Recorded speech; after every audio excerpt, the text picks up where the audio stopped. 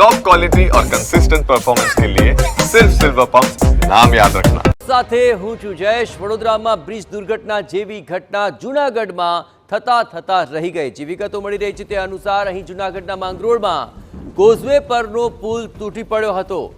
આજક causeway પરનો પુલ વચ્ચેથી તૂટ્યો હોવાની વિગતો મળી રહી છે। જે તસવીરો સામે આવી છે તેમાં આ બાબત સ્પષ્ટપણે દેખાઈ રહી છે।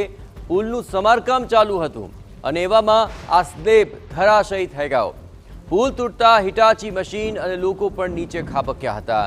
સદનસીબે દુર્ઘટનામાં જાનહાનિ ટળી ગઈ છે। કેશોદ માધવપુર જવાના માર્ગ પર આજક ગામ આવેલું છે અને ત્યાં નદી પરનો આ જે કોઝવે છે તે અચાનક જ તૂટી પડ્યો હતો।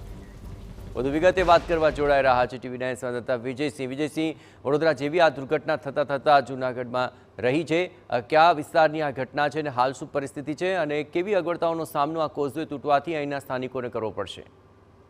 ચોક્કસથી જયેશ જણાવી દઉં તો જે રીતે માંગરોળ તાલુકાના આજક ગામ આવેલું છે, જે આજક ગામ પાસે એક નાનો એવો કોઝવે છે, તેમની ઉપર એક ગાળાનો જે પુલ હતો, જે પુલ જર્જરિત હોવાને લઈને જે રીતે સમારકામ ચાલી રહ્યું હતું, સમારકામ દરમિયાન આ જે ઘટના ઘટી છે, જે સ્લેબ તૂટ્યો ત્યારે હિટાચી મશીન જે ત્યાં ખોદકામ કર્યું હતું ત્યારે હિટાચી મશીન અને ત્યાં ઉભેલા સ્થાનિક લોકો નીચે પડ્યા હતા, પણ સદનસીબે કોઈ જાનહાનિ ટળી છે કે કોઈ જાનહાનિ નથી થઈ અને આ નાનો એવો એક પુલ હતો જે પુલ ધરાશયી થયો છે। પણ ચોક્કસપણે જણાવી દઉં કે જે રીતે જૂનાગઢ જિલ્લાની અંદર પણ કુલ નાના મોટા 54 જેટલા બ્રિજો આવેલા છે, જેમાં સ્ટેટ માર્ગ એન્ડ મકાન વિભાગના 16 જેટલા બ્રિજો છે, જેમાં 2 બ્રિજોને ભારે વાહનો બંધ પણ કરી દેવામાં છે। હાલ પણ સર્વેની કામગીરી પર ચાલી રહી છે, પણ ક્યાંક ને ક્યાંક જે જર્જરિત નાના મોટા પુલ હોય કે બ્રિજ હોય તે પણ હજુ ક્યાંક ને ક્યાંક જર્જરિત છે।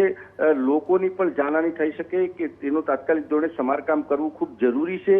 જે એક વિસ્તારમાં એક ગામથી બીજા ગામ અને 10 થી 20 ગામને જોડતા પણ એવા નાના કોઝવે આવેલા છે, તેમનું તાત્કાલિક સમારકામ કરવું ખૂબ જરૂરી છે। નહીતર આ જે રીતે આ ઘટના બની છે એવી કોઈ મોટી ઘટના બને તો તેના જવાબદાર કોણ, તે પણ અનેક સવાલ ઉભા થયા છે। જી જયેશ।